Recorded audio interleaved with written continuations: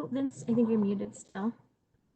Yes, it's unbelievable that just as you introduced me, my phone starts ringing. And Oh dear. it never fails, yes. So welcome everyone. Thank you. This is Vince Fulgenzi with Vitech. And I am so excited to conduct this session with you today. We have, oh my goodness, let me turn this off. We have a terrific panelists who are all experienced contact center leaders representing centers of various sizes and functions.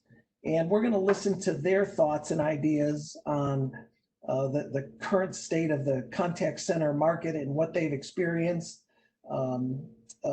during this COVID crisis. I'd like to start off and let each one of them introduce themselves and then tell a little bit about their contact center. So we'll take just 2 or 3 minutes on each one, and then we'll begin with some questions. At the end of our session, we will ask them questions that have been submitted by the audience.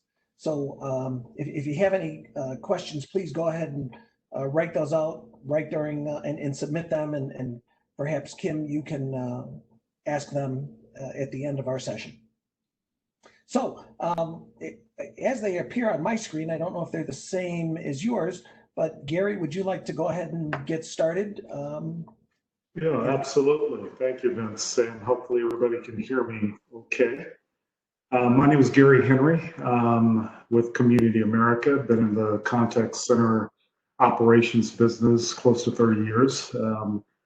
With Community America, and their vice president of member service centers, which is a combination of about 4 or 5 organizations for the bank that are member facing. So this excludes, if you keep the branches separate, it's all the other functions that support our member base. So that would be our contact centers, our digital e-channel medium, collections, loss recovery, or sales with inbound, outbound, and online sales.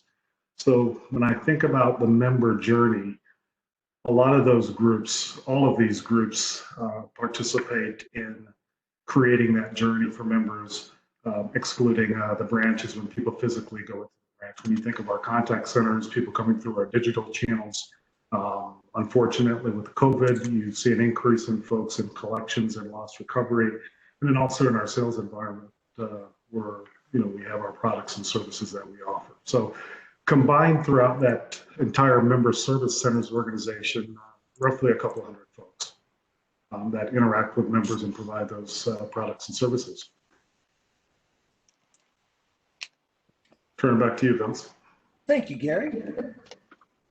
Brian, believe it or not, the last one in, but you're the next one up on my screen. So would you like to go next and just provide a brief overview of introduction of yourself and an overview of your contact center?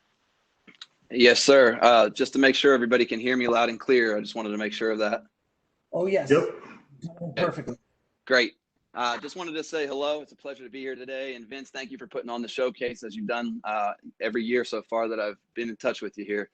In my opinion, this is the most pleasurable meeting that we have each year. So thank you for putting this on for us. My name is Brent Dentman. I'm the Chief Operating Officer here with ACQ Holdings, which is a parent company to EasyCashASAP.com. Just a quick overview of our call center. We have a total of 40 employees. EasyCash ASAP is designed to help good people in difficult financial times. Our product serves many different members of our communities, from business owners to the average blue-collar American. But we believe that helping first and becoming solution experts delivers our intended company mission as well as our strategic purpose. So that's how I'd like to open up today.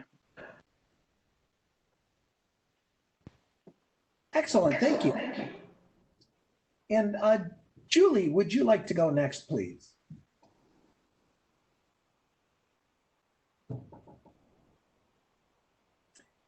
Julie, you're on mute.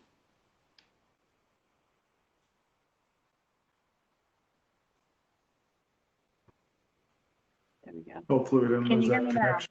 Now we got you. Thank you, Julie. Yep, thank you. Thanks for inviting me today, Vince, and I appreciate the invite. I'm excited to be here. I have a little over 20 years of experience in call center operations. And currently at U.S. Bank, I'm the site lead for corporate payment solutions, and it's a division of corporate payment and treasury solutions, and we facilitate payment processing for businesses globally. Specifically, we help organizations from middle markets to federal agencies pay for goods and services and manage those expenses. We issue the Voyager card, so if you go to the gas station and look, you can see the Voyager emblem, and we facilitate digital payments. It helps businesses enhance their financial performance by driving down costs and improving oversight and control and optimizing cash flow. Very good. Thank you, Julie. You're welcome. Sean, would you like to go next, please? Sure. Thanks for having me. Can you hear me well? We can hear you loud and clear. Okay. Appreciate Vince always participating in these endeavors and sharing what we do, and then learning from everybody else what they do to be better. Like Gary Henry, I've got 30 years of call center experience, all in the Kansas City area. The last 15 with OptumRx, division of United Healthcare, and we are a mail service pharmacy competing with Express Scripts and CVS Caremark. We're one of the big three, and we've probably now about 1,200 associates that are taking inbound calls to process orders for the division I'm responsible for, which is our specialty pharmacy. It's going to be medications that are a little bit more egregious. Chemo, Botox is one of them too, but a lot of stuff that's administered in a doctor's office, hard to get at a corner pharmacy. And, our focus, even though most of our members use us by being contracted with their health plan, is MPS, MPS, MPS. We're doing a good job this year in driving the member experience and making sure that that our agents are part of the value prop of our organization. We're helping members live healthier lives, and looking forward to participating in the other questions. I'm going to turn it back to you, Vince. Thank you. Sean, I may have missed it, but how big is your center? How many agents approximately? In Kansas City, our location has 1,200 people, but they're all not mine, because our specialty pharmacy, which is about 2,000 people, is 2% of our dispense scripts. Our non-specialty pharmacy is the other 98%, but those are 90-day supplies. Those are going to be the stuff you could get at the corner pharmacy. But overall, domestically, we've got about 3,000, and then we also have about 2,000 offshore in the Philippines. Wow. Wow. Yeah, by your organization by far is the largest one represented here. So it'd be interesting to hear some of your perspectives as we go on. My pleasure. Mike Mayfield, would you like to go next, please? Sure thing. Thanks for having me.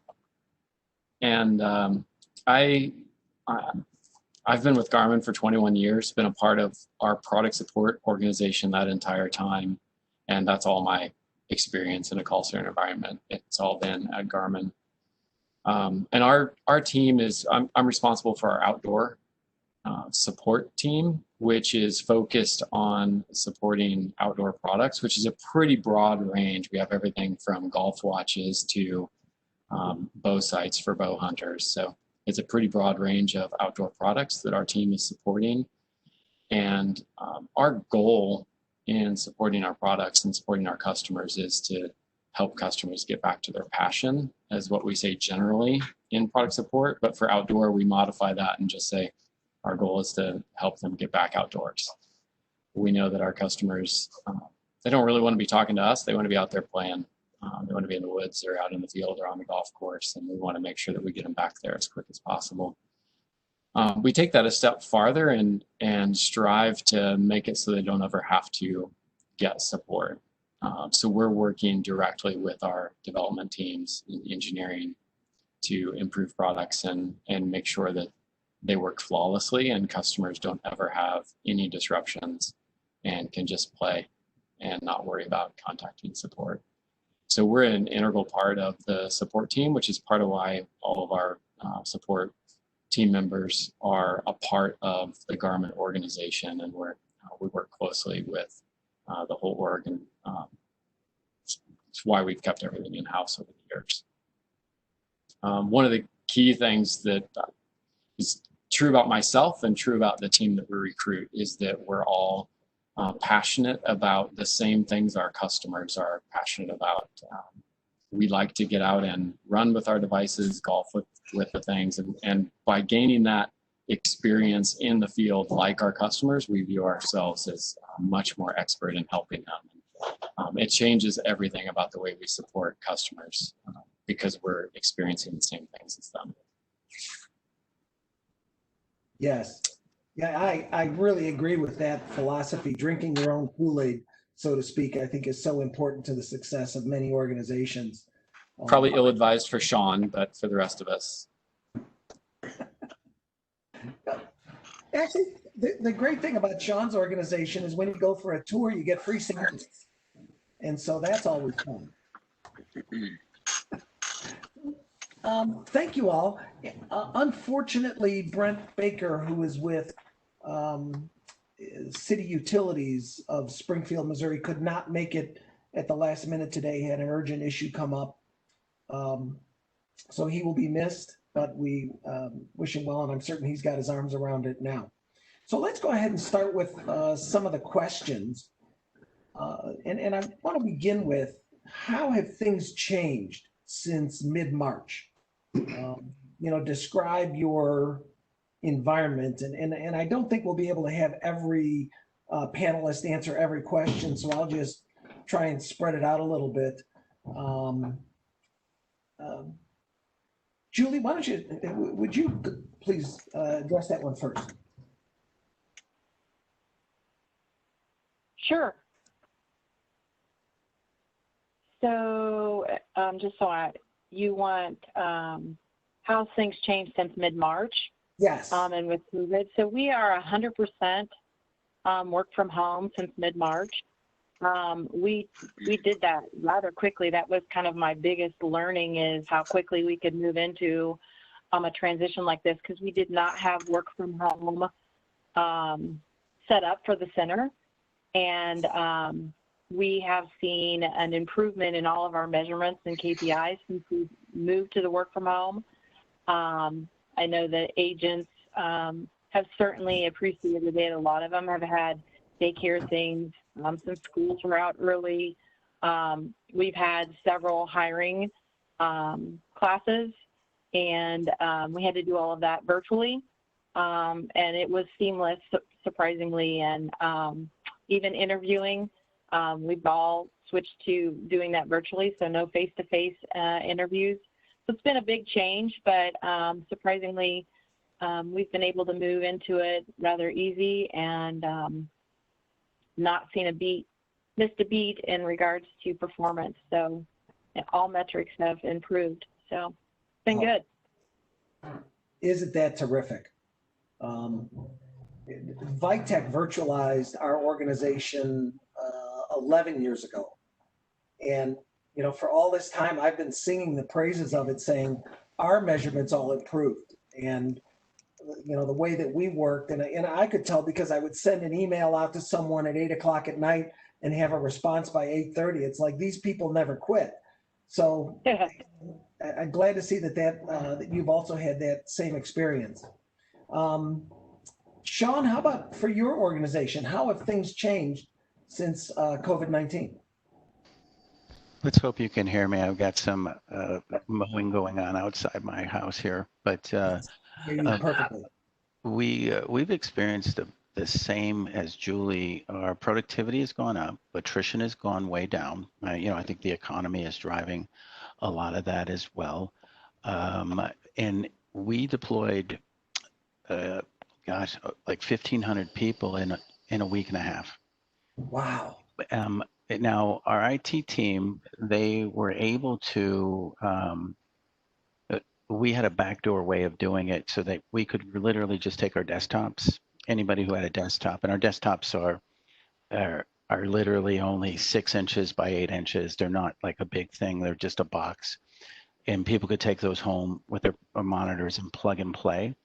And then what we did is we encrypted the connection on the back end for privacy concerns because we're doing healthcare. You know, and I think the only thing I would add differently, or not even differently, additive to what Julie is saying is we don't feel that we will go back to the same balance we had pre-COVID. We are really looking at extending ourselves to stay at work at home on our mix more. Yes. And we probably had a 15% work at home, maybe 20% work at home, 80% in office. And we haven't really dialed it in yet, but we're looking to get closer to a 50-50. And our biggest challenge is hiring new people. Julie touched on it, but do you virtually hire? Do you bring them into the office and deploy them? Because our organization has always, you had to work for us 6 months before you got deployed. But if we do more of that mix, we have to solve for how do you train people? Do you start them out virtually and stuff like that? Yes. Yes. It's so interesting in a contact center when it comes to hiring that it really doesn't matter what someone looks like because they're on the phone. It's what do they sound like? What are their customer service skills, their communication skills, all the things that you evaluate over the phone, unless they're doing mixed media, which would be an email or chat or whatever. But yet for so many years, we had to have them in the office. We had to interview them face to face. And I wonder how many good people got skipped over just because maybe they didn't have the presence they needed. Yeah. Mike, your situation, you and I have talked a little bit about that in terms of how much is going to remain. In other words, of the changes that have been made, what do you think is going to end up being permanent?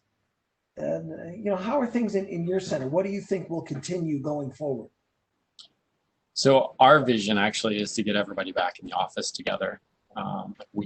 We like as a company, and this is actually consistent throughout the organization, we like as a company being able to have that face-to-face and everybody close together and being able to interact. So our goal is to get everyone back.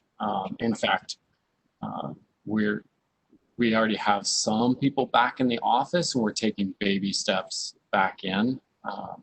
So in July, we'll bring a few more back into the office. So that's going to be a long tail, I think, to get everybody back in the office. But that is our end goal, is to have everybody working together in the office again. Yes. And what is the ramp period? How long do you think that will take you? Yeah, good luck guessing that. Like it's so blown away from what we originally guessed. So I don't even want to guess anymore. Like in July, we're gonna bring some people back in, but I think we'll probably still be at maybe 20 to 30% of the office back together. Okay. Yeah, I think we're months away from being 100%. Yes. Brian, tell us about your situation. How much of the remote work that you had set up will remain for your organization? It's a good question. My call center has changed quite a bit in the sense that we had 80% of our employees, unfortunately, we had to furlough at the decision of the COVID-19 and the pandemic. We didn't know how Americans were going to be facing these employment difficulties. So what we ended up doing was decided to stop lending to new customers during that pandemic. And essentially that stops all growth in our business model. So during this time, our principal balance decreased 36%. But to this day, I still feel like we deployed the right measures there because the uncertainty was even greater than the risk, in my opinion. So we only had about 10 to 15 employees working from home during the course of that 12 to 14 week period. And at this point in time, I've brought back every one of those employees except for 3 or 4 that are considered a little bit of a high risk, whether that's pregnancy or whatever other measures they've had going on in life. We've actually opted to open up the door to them and allow them to work from home. But being that I have a much smaller call center and a smaller office, We were able to maintain the social distancing. We're able to maintain the cleanliness that's necessary for each desk. We 6 feet apart from everybody. I mean, we really took the measures that the CDC recommended and applied them towards our call center. So welcoming back our agents honestly was a blessing, because everybody couldn't wait to get back into the workforce, away from the home, and we were doing it in a way to make people feel favorable towards coming back to work. One of the things we've done a little bit differently, besides doing a temperature check daily and a cleansing hand station at each entrance, we've actually wiping down the office more regularly. But I think something cool that we did that's a little bit outside the box that I think corporate companies might have a little difficult doing. We opened up a vitamin bar, which we provide vitamin C and vitamin D3 and some of these things that are basically daily to show, they can reduce COVID symptoms if contracted. So I really want to start addressing how to face it rather than how to deal with it once it's already here. So we're trying to get out in front of it in those ways, make people feel comfortable coming back to work. And I would just say by a small percentage of people that are facing health difficulties, they'll be able to work from home in the future going forward. I love it. And even though your center is on the smaller side of the panelists, the issues you're dealing with are exactly the same. And they're exactly the same. And to be honest with you, when you have a smaller group, it might even affect you more, because 2 or 3 or 4 of my agents is a large percentage of the group. And, it's really hard to backfill that. So this last week, we opened up to new hires. So I've been doing some new hiring. I've actually got 1 new employee last week started for Monday. And it's been a blessing. He's been really open to all of the measures that we've taken and put in place. But Indeed out there right now is popping. So if anybody's looking for new employees, there's a lot to be offering out there right now. Wow. Yeah. And you actually hit on what is going to be our next question. And Matt, I'd like to go ahead and extend that out to everyone who's participating today. And that question is, has COVID-19 helped, hurt, or had no impact on your business? And so, Matt, how do they go about selecting that? It's going to be a pop-up on their screen that's going to give them 3 choices. It helped, hurt, or no impact. Okay. And they're going to have 2 minutes to answer that. All right, excellent. And then while we're waiting for those results to come in, let me go ahead and put that out to the panelists. Gary, how has that impacted Community America, if at all? Well, it definitely has. Looking at the responses, depending on the channel, it's been a little bit of all 3. It's helped in the context of introducing our members to other channels of communication. So a lot of our members may go into the branches physically, into the lobbies, or out of instinct, pick up the phone to make a phone call, which is our more expensive channels. With COVID closing the lobbies, looking at handle times and higher call volume coming into the contact center, we've been able to do some strategic marketing to get folks to use more of our digital channels in going online or going into our mobile, using our interactive tellers. So from a help perspective, it's really introduced and reinforced our electronic channels that we hope when we get through this, there is some residual effect that folks stay in those channels as another servicing option versus instinct to pick up the phone or even more volume in our lobbies. So that from a help perspective. The hurt side of it obviously is less interaction with members staying more indoors, not going out to the lobbies or to the branches. We see higher volume from a contact center perspective that does impact the member experience. You can't hire enough people quick enough, as quickly as COVID turned, to be able to still deliver pre-COVID type of handle times and speed of answers. So from that perspective, it does have an impact on the member experience with how members would like to interact in terms of going into the lobbies and doing a lot of face-to-face. A lot of our members like doing that. In terms of no impact, I probably can't find any of our departments that hasn't been impacted in some way, that has stayed somewhat neutral. If there's any, it's probably in our loss recovery, loss prevention group, where because of COVID, we've suspended all of those activities in respect for what folks are going through and trying to recover. So it's kind of reduced the activity and volume that we saw there. So if there's any one place that we said, you know, no impact in either direction, it's our conscious effort to not create more angst with members around account resolution and recovery, loss recovery, or even collections work. Okay.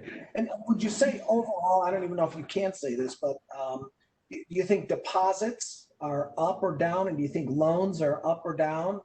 What's your feel on the business? Yeah, great question. Deposits are significantly up, significantly higher than what we've experienced before. And I think that's a byproduct of a couple things. You have the checks that were received over the last couple months to help the economy, that folks have deposited those checks. From a savings perspective, for those that were working, they were doing a lot more saving in anticipation of layoffs, et cetera, occurring, and just holding on to funds for a much longer time period because of the uncertainty. So we've seen our deposits and holding on deposits, savings accounts significantly higher. What we'd anticipate as time passes and things hopefully begin to return to normal, whatever that means, people are then going to become more comfortable in spending some of those savings and deposits that they kind of held on, waiting to see how the economy is going to turn out. Loans have been down because, you know, a lot of our business comes from mortgages and also from car sales and dealerships. Those have been closed. Appraisals for homes have been a lot slower because of folks from the appraisal companies not going out to do appraisals. So all the activities that would lead for folks, consumers purchasing large items, boats, cars, homes, have been somewhat stalled because of what's going on in the marketplace. So that has reduced loans. Now we anticipate on the back end, as things begin to reopen, as we're seeing, dealerships will start to reopen. They've got a backlog of inventory. You've got a pent-up demand of consumers wanting to purchase. So the hope is that as we get into third and fourth quarter, we'll see things open up and loans and those type of products coming back to normal. Sure. I can see where being at home for people who have two cars and now both spouses and all the kids and everybody's at home, you start to look at it and go, you know what? We're not driving very much anymore. Do we really need two cars, or do we need to replace that second car? Maybe we just hold on to it for a while. So I could see where that might have a long-term impact. Yeah, uncertainty drives a lot of those decisions. Even if folks still have both spouses employed or the primary earner employed, there's still the uncertainty of not knowing how long COVID will continue and when eventually it might impact the business he or she's working at. So it's more of a mentality of being defensive. And although we're fine, let's continue to make sure we're fine. Let's delay any big major purchases until we understand what's going on. And for some folks, it's also strategic, that they know there's a pent-up demand. And at some point when things open, there'll be a lot of good deals out there. When you think of car dealerships, all the inventory that they're sitting on, there'll be a lot of good deals, even with 0% financing or just lower cost of the cars plus 0% financing. Yes. Homes moving a lot slower. You'll find some deals on homes being, be more of a buyer's market. So there's also a strategic approach to folks who do have big purchases to make, that they're being smart about when they reintroduce themselves to the market in anticipation of better pricing levels. Right. I agree with that. I support that 100%. And we have family members that are in the automobile business, and they absolutely have been hit pretty hard. Fortunately, they haven't gone through layoffs yet, but it's coming. There's no question about it. Sean, how about the prescription drug businesses? I see reasons that could be up or down. What's the actual experience? Yeah, so our specialty pharmacy business, the hard to get stuff, as I mentioned in my greeting, that's up. And there are, and I don't think that has anything to do with COVID because that's going to require a lot of times hospitalization and stuff like that. The over-the-counter stuff we dispense is down 85%, and that dynamic is it's down 15. Sorry, it's at 85%. That dynamic is people are going to their pharmacies as opposed to waiting for it to come through the mail. We think chain of custody has something to do with that, where they want to go get their meds, they want to touch it or just get it from a pharmacy and get it directly. Okay. So from an overall business perspective, we've seen that dynamic. But the challenge is the 2% of the meds that are specialty that are up, they outweigh the 15% we're losing. An average prescription in the specialty pharmacy is $4,000 a month. Average prescription in the home delivery pharmacy is like $50 a month. So it's so our dynamic is good that way. Yeah. But the other thing that we're seeing is employee culture has really shifted in our favor, Vince. It's kind of a tied into this question, our employees love the fact that we were able to deploy them as quick as we could, and that they're not in a situation like, unfortunately you mentioned with your association with the car industry, and unfortunately Brian had to furlough people because he's making sound business decisions. So our ability to move people to home,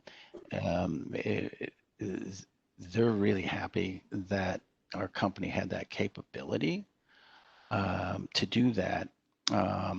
And we're a critical business, a pharmacy, right? So we never shut down. And I had the same concerns Julie had, is how do you deploy all these people without underservicing? And we never skipped a beat in our step deployment. So, and granted, we caught a break when people were sizing the impact of COVID, personally, families, our volume slowed down for a period of a week or two where, when schools started getting closed and institutions started, like, my daughter got sent home from KU, and all of that dynamic was playing out when it started to become what I call real for everybody. Volume took a little bit of a hit that allowed us to deploy. So in general speak, we're knock on wood, we're in a good spot that way. And the one that I just appreciate the most is that our employees are really more attached to the business, or respect the way that the business has handled getting them deployed and them not missing paychecks and stuff like that. And we're doing employee surveys right now, and it's coming out clear that and I'm not gonna lie, they're not always happy about certain things and pay and stuff, but for now they're just happy that they work for an organization that was able to get them work at home and keeping an income stream for them. Yeah, the benefit of working from home, at least for our organization, so far outweighs the downsides. And the downsides of that, you're just together with your family, and you don't have other coworkers that you chat with, as you're walking around the office. But yet you build a much better bond with the people in your family because you're around together a lot. Yeah. Well, Vince, your original question on what has changed, a lot of us have talked about the technicalities of moving people home and the VPN accesses and the technical attributes of change. I think a couple things that I see that maybe a little bit more intangible that really drove change was member experience, customer experience changed. Our associate experience changed in terms of how they work from home, how they're led, how are being developed is a whole different dynamic from when they were sitting in the office and visibly could see their leader moving around, be able to ask questions. it leads to more of a self-management process with associates relying on them self-managing a little bit more because they're home, not under the direct visual supervision of their local leader. Member experiences have changed as well in terms of their expectations of waiting longer for services because they know the channels of communications have been lessened with them not physically being able to go places. They have to rely more on logging into a system or doing things digitally, which then everybody else doing it, you have lag times or system crashing. Calling our call centers and having longer hold times has become part of their expectation. So, when we talk about how has COVID changed our business, I think beyond the great points of technicalities and systems, it's the things with our customers and our associates, the intangibles of interaction and engagement and managing expectations have changed greatly as well. Absolutely. In many ways, it's a positive.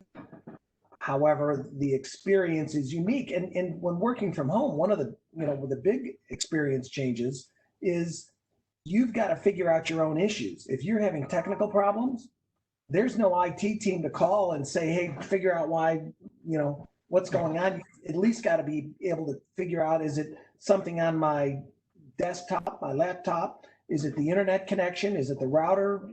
Everybody has to up their level of knowledge when it comes to those things. Or even just the discipline of staying present with the work and not wandering around the house or to the kitchen or, it's human nature. It's easier at home. You're more comfortable to be dragged into other things happening around you versus being in the office where you have a singular focus of work itself. And mentally, that's where you are. Yeah. Although there are arguments that the opposite can be true as well. The distractions of what's going around you out on the contact center floor and that conversation and this conversation, right? Yeah. So, there's pros and cons, I think. Let's talk about hiring a little bit. How has hiring changed? Brian, you mentioned you just hired somebody last week. Have you changed what the criteria or the skills or anything about your hiring process? No, I can be honest with you to answer just right off the bat. No, I haven't changed much of anything besides the CDC measures to make sure everybody's safe when they're coming into my office. But more importantly, what I'm looking at is the certain traits of a character when I'm hiring people. And I'm looking for bright, I'm looking for a great work ethic, enthusiasm, and then the willingness to want to help others. Part of that question initially was, how do you connect with a millennial? And the reason why I bring that up is 90% of my staff members here are millennials. I'm also included in that stat. With the intention to try to get them to open up, you need to help them relax. And other generations seem more prepared and less timid. And I chalk this up to maybe confidence and a trait of wisdom. But at the end of the day, if I'm talking about something I might be doing a little bit differently, it's more or less trying to relax the applicant so that I can meet the right person. I don't want to meet a representative, kind of like on a first date where you just tell the girl greatly how you are in every aspect, and then you meet the real person later on. I really want to bring down those walls and relax the applicant so that I can get to know the person. And then we can start drawing connections to their actual skills. That's where I am with it, as far as finding quality employees. Yes, your skill set in hiring and motivating millennials is fabulous. Among all the managers I know, I think you probably got your arms around that the best. Thank you. I appreciate that. Being one of them, I have to understand them as well. And I am on the opposite end of some of the hires that we make. I'm 36 years of age, so I'm right at the cusp of that. I wasn't raised by millennials. And I think that's the difference. I was raised by, my parents that were hardworking, blue collar Americans. Now millennials are raising children. And that's where the transition in that conversation really needs to happen so that you can not only help them with their soft skills, not help them with their business skills, but be able to bring home something to the family and help the family as well better understand how to navigate those as well. Right. Excellent. Who else has hired since the beginning of COVID and would like to take on that question of, what are the important things you're looking for now and has that changed? I think for us, the capabilities have not changed in terms of the ability to deliver service, to be intuitive, to be a problem solver, those aspects. I think what has changed is our methodology, doing more phone screening, more video interviewing, asking more screening questions about health within reason for the folks that we then bring into the office to do a face-to-face interview, which may be few or far between. So I don't think looking at the capabilities change much to say COVID is now having you look for a different type of individual. I think it's the methodology and how you ensure you're not missing out on the right individual through your whole screening process. So I think that's where we've evolved more to utilizing technology to still have the face-to-face interaction after doing the right amount of phone skill interviewing to then bring them from a video perspective to kind of start building that relationship a little bit to what Brian has alluded to, that you have that connection that you can now get more into understanding the individual and respecting them feeling safe as well, because it's the other side of the equation of the new hire feeling comfortable as the environment that you're presenting for them, and then how you're going to train them doing things more virtually once you've hired them, giving them the tools and technology that they can dial into your systems or do more things remotely.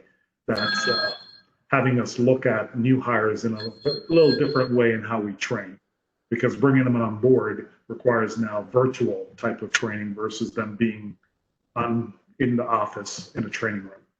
Yes, yes. All of a sudden, those requirements for high-speed internet at home become really important.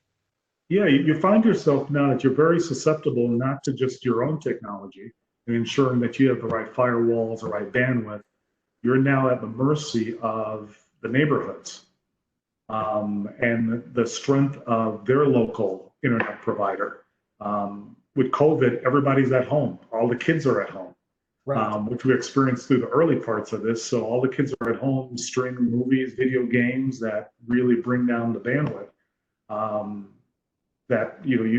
do you prepare yourself for that? Yes.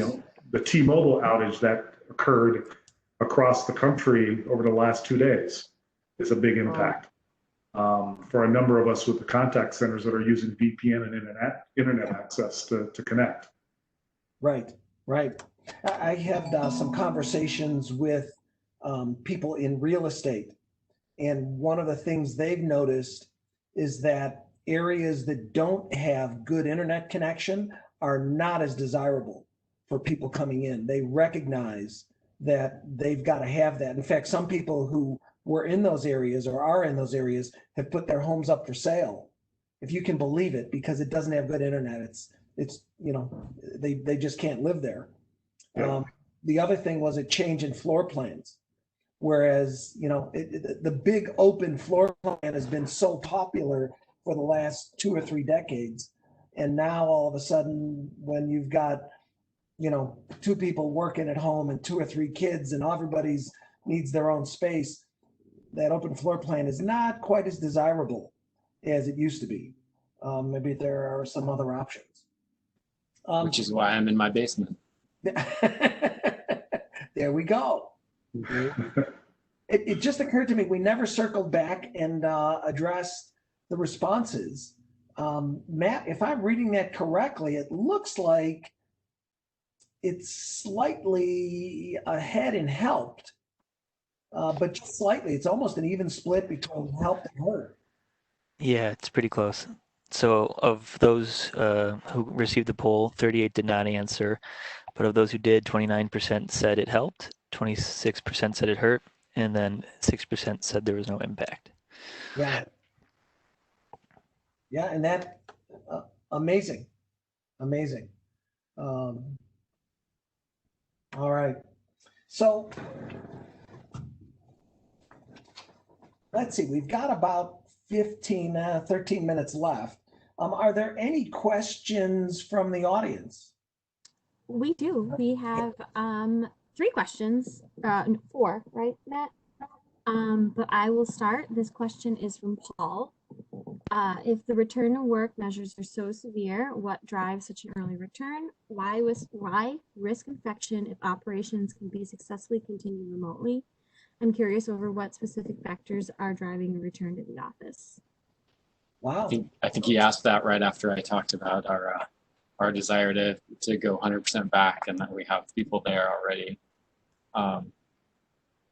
So I'll take a stab at that. And that what we've done is actually, I don't know if you saw the question from Cindy before that about what have we done for employees who have poor internet quality.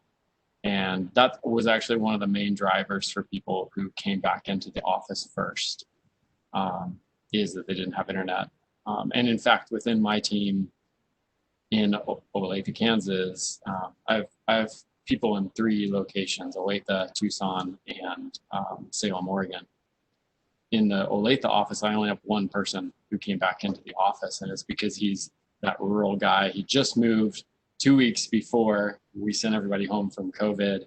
He wasn't able to get internet, and so he ended up having to work in the office a bunch, but he's pretty much by himself in a whole area. So he's pretty isolated there. Since then, we've had some more people come back in. Internet is one of the main reasons that people have come back in. For our next phase in July, we're opening up people who want to be in the office. It's still an option for them. And but I think we will have some people who want to come in. Week 1, when we had people going home, we had young single guys who live by themselves. All their friends are in the office that were already struggling with being home alone all day. So there is some need, and we can provide lots of separation by limiting the number of people in the office. So that's kind of. I think. Vince, I might piggyback off that a little bit as well. Obviously, I have staff in offices. We went by the measurement that the state was recommending. And the state of Kansas recommended that we not be in office for a certain period of time and that we could come back with certain measurements. And when I start looking at statistics and I see that the average age of death from COVID-19 is greater than the average age of death in America, you have to start questioning yourself about what exactly are we trying to apprehend here? What are we trying to prevent? Being that we have a younger crew, being that we have a sizable call center where I can space everybody out 6 feet apart, that we're taking these measurements in place, somebody has to take a recognized risk in order to prove that this is the way it's going to be going forward. With the temperatures rising outside and COVID-19 cases going down and testing facilities opening up, I feel very comfortable in the sense that at this point in time, this is the correct measurement to take. And if it was a very large corporation with a brand that could potentially be damaged from that decision, it's a different decision to be made at that point in time. I totally understand when you have a corporation that you can materialize or market on Facebook. It's definitely not a company that you want to put out there that is risking other people's health and benefits. So I would just say that the state of Kansas is the one who guided us towards making the decisions. Even more so, we even looked at Kansas City, Missouri, and some of these other cities locally, so that we could take into consideration what their phases were looking like. But we just went with Governor Kelly and the local governments here telling us when and why we can start opening up our operations. And I think that's what restaurants are doing. That's what hairstylists are doing. That's what nail salons are going to do. And it's only going to take a percentage of those people to step forward to see if they were right. And so that's where we are with it. Excellent. Mike, Brian, thank you for your responses. Yes. Kim, next question, please. I'll actually go back to Cindy's question. What have you done for employees who don't have internet or poor quality internet? Do you have any stability requirement? Yeah, I'll take that. I mean, I said we were 100% deployed. We still have 11 people in our Overland Park office that did not have internet ability. And then one lady has a roommate and they are in like a 1-bedroom apartment and she can't work there. I mean, you get to know some of this, some of the details you probably wouldn't want, but plus we also have never sent home 220 people because they fulfill our medications. So I think the biggest concession we've made is we've given them a pathway, and their hookup with us or their computer, if it's a desktop, and we're moving everybody to laptops. That's a decision we've made instead of getting away from desktops in our organization as we go forward in the next 6 months. But they're plug and play. So if they didn't have internet, could they go to their parents' house, brother's house, anywhere that they can feel comfortable working? That was an option that we allowed. Or they could come back to the office. And the people who were high risk, which we take very seriously, we did allow some of those people to be out of office for a period of time paid. But then as the state started to regulate different things, that paid went away. And then they were forced to make a decision as to could they find another place to work, meaning another home location to work. They're still on the team, or how could we make them comfortable coming back to the office? Because we have room for 1,400 people, and we have the 200 are in a fulfillment center, so they're filling bottles of pills and stuff like that. So 11 people across about 300,000 square feet were able to social distance pretty well right there. Thank you, Sean. And Cindy, to answer your question about the stability requirement, at Vitech, we do have those things in place. We have specifications for upload, download, stability, ping time, all of those things. Now, we did this early on, again, over a decade ago, but those requirements have held in place. Some people had to upgrade the quality of their internet in order to get on, but so yes, we do. Does anyone else have that? Do they get into that level of detail? Well, we've had that similar to others have said, work from home folks as part of our business model, that you have to have a certain bandwidth capability, technology capability, et cetera. Obviously, with the pandemic, we've laxed that a little bit to certain levels, but there is a certain minimum requirement to ensure there is the right connectivity and security. And to some of the comments Sean has made, folks going to other venues that give them a stronger connection, that they can work outside of the work environment. But we do have a small contingent that remained in the office and very well spread who didn't have internet connection or the level of strength that was required, that decided to work at home. We're doing the same thing in moving to laptops and trying to replicate the work environment in terms of the laptop being their main computer with a docking station, and then providing dual monitors for them to work from to at least keep with the efficiencies that they've had in the office. Excellent, thank you. I would also say, just like Gary, we were fortunate we had enough people that had the internet, or they just did the upgrade themselves to their internet to have the strength that they needed. We sent them home with dual monitors, and just for the speed of what we needed to get done, we sent them home with their physical desktops. However, we've since got the laptops in, so once we start to move into having people come back in the office, we'll swap out the laptops with the desktops, so they'll have that. And honestly, from bad weather, inclement weather, those type of things, you start to see an increase in call outs and things like that. And so with them having laptops, that will certainly, it totally eliminates that. So whatever percentage we do bring back in the office, we will never go back to 100%. The goal right now, short term, we're looking maybe August and hopefully get to maybe 50%.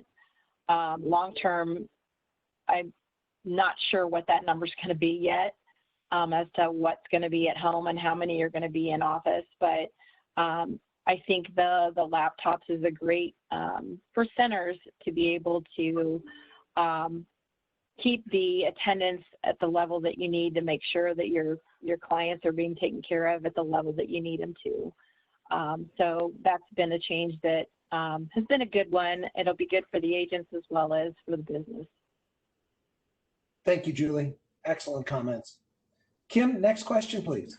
Sure. This is from Bill. Interested to learn more about the virtual learning deployment or virtual training deployment, the mix of self-guided / independent learning versus facilitated assessments, agent interaction, engagement, etc. Okay, who's been doing virtual? Julie, do I remember you've hired recently? Yeah, I'll take that. We actually have had 2 hiring classes that were virtual, and I think it's 2. We might have had 3 actually. It's been interesting. So it's a mix, it's a blend. We do, as a new hire, you do have to come in. And so there's no one there.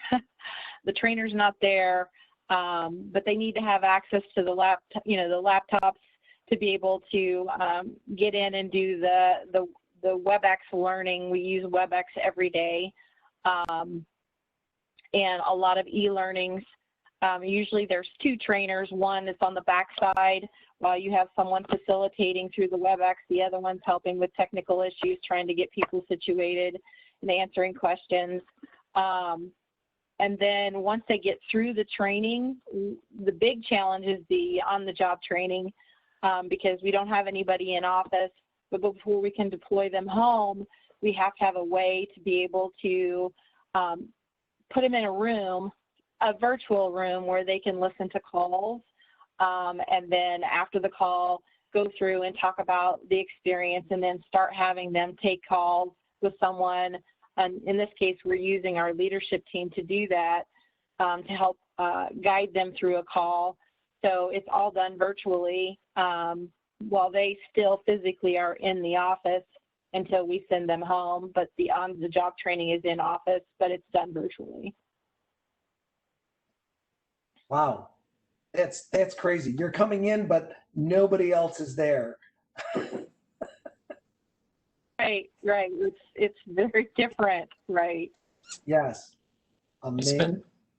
It's been a little bit similar for us. If I just jump in here a little bit, we hired some summer seasonal staff. We brought them into the office for a couple days with our training team and gave them their initial orientation. And on day 2, we packed them up and sent them to their homes. And then all the rest of their on-the-job training has been remote from their home. We use Microsoft Teams, so we're doing a lot of screen sharing that way. But we also, in order to do the phone ride-alongs, we had to use our quality tool, and we basically just gave them credentials to be able to monitor their mentor, so they could do a ride-along remotely that way. And yeah, I mean, it's worked pretty well. It's not the same as being in person side by side, but it's worked pretty well. Excellent. Well, it's 1 o'clock, which is our time to end, but we still have a couple of questions that I don't think we've addressed, and I'd really like to get to those. So if we don't mind, maybe we'll just run 5 minutes over. Sure. Okay. Kim? So this is from Shannon. How do you screen staff during the interview process for their IT prowess in an effort to determine that they will be able to use all virtual platforms you need for remote work? That's a great question. Anybody have experience with that? That one's not any different for us because it's the same skill set they need to have. I mean, they have to be technical enough to do our job anyway. So. Oh, that's true. If you can't work your GPS, you can't work here. I would piggyback off of that. We've created our own loan management system, and I believe you probably use more functions in Facebook than you do in our loan management system. So we've simplified it to the point where I could pull somebody off the street and give them the do's and don'ts, and they would be able to plug and play right away. So owning your own software and being able to optimize it in a way is certainly a way of handling or controlling that. I thought you said you hired millennials. They don't use Facebook. No, that's true. Sorry, I need to change that metaphor to Instagram or something. There you right? go. There you go. Yeah. Yeah, Right, using TikTok. TikTok. Yeah. yeah. For us, once it's the setup, right? I think is what the question is, and that could be a little bit complicated, but for us, it's as simple as plugging into an internet connection and then reconnecting your laptop or docking station and all of your peripherals. But once you do that, it's more complicated to look at benefit structures and the things that we have to answer questions on than connecting and just to do our jobs. You know, and we've got a very diverse workforce, a lot of females that are older, and youth that is coming out of college and stuff. That has typically not been an issue for us. Now, granted, initially we do all of that in office, you know, and we do have deployed workforce long term. Our company also, if you deploy with us long term, we pay for your internet. So we would go out, you'd have two internets. You know, we pay up to $100 a month for an internet connection because it's cheaper for us to pay that than to pay for the square footage to have you in the office.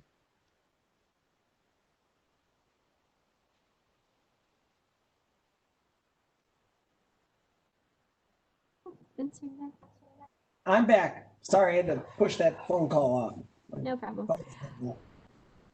Jim? Yeah, sure. This actually this question is from Sharon. It goes back a little to the training question. Are you doing virtual or in person? If virtual, what platform do you use? I think we can maybe cover the platforms or maybe the tools that people are using, because we've already talked about the training portion, the more personality-based assessment. Right. Yeah, I think consistent for a lot of us is doing things through Teams, and I know some through Zoom. For us, we do a lot through Teams now that we're migrated to a Teams environment, and being able to share screens and make those connectivities to desktops to be able to see what their mentor is doing and other training modules. We're also using Global Connect as part of our connectivity with VPN to be able to get into the core of our operating systems for folks to practice and do different testing with. So I don't know if anybody else uses any other technology with that, but that's what we do at Community America. We've been using WebEx for the training in virtual, sharing your screens. You can also use Skype. We use Skype as well.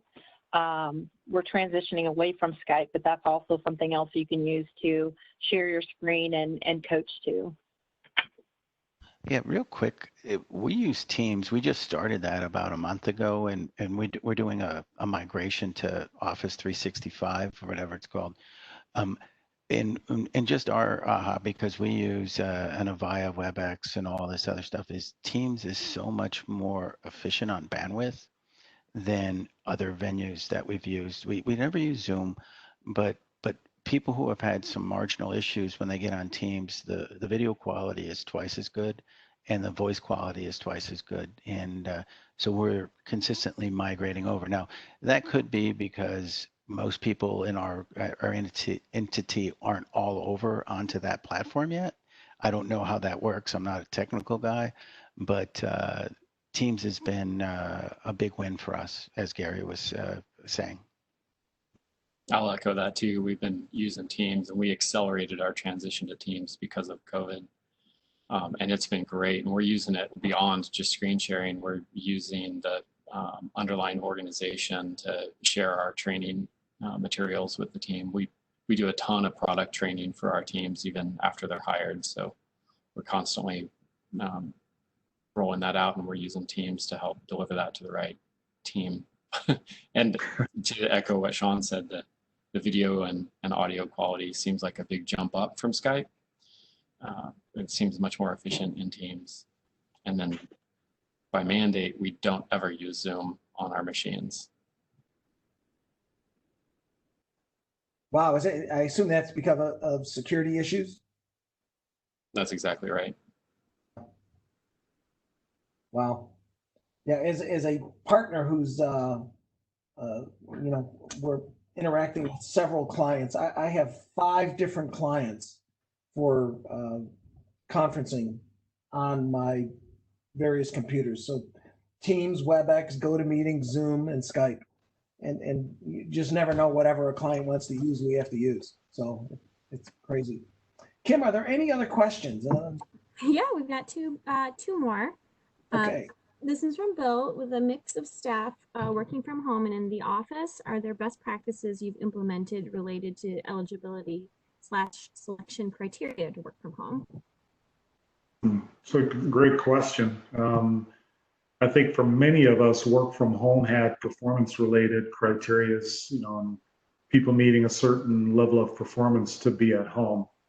I think with COVID, in honoring the requirement that folks are uncomfortable being in the office and they have the ability to work from home, I know for us, we've somewhat lowered our eligibility selection criteria to be able to think of safety first. I know as we continue as a business and kind of watch what's happening out in the environment, that things become somewhat normal, or we're able to create the right safety environment, that will go back to a performance-based requirement for folks to be at home. I think right now we're more in tune with the requirement of honoring people, associates being comfortable being in or not being in the office, and allowing them to work from home, even if they don't meet the performance criteria, with the understanding that this is temporary. We're watching and managing and helping to mentor on performance standards. But at some point, we will revert back to that performance level being the expectation and requirement for being at home. Yeah, we do it exactly the same way you do. And then I'm almost embarrassed to say this out loud. We've added one caveat though, is because people are always like, hey, can I stay at home and stuff? And we're like, well, while you're deployed, we're going to look at your performance. And that has helped us maintain productivity and quality and net promoter score on post-call surveys, because it's like no time like the presence to prove your value that you can work in that environment. And if you message that the right way, it's a win-win for everybody, right? They are more engaged. To your point earlier about keeping them engaged, and we're not making false promises. Is what I wanted to protect my leaders from doing. Is we will have more people deployed than what we started with, and we're going to use their performance over the last 2 months to help us gauge who gets to stay and who not.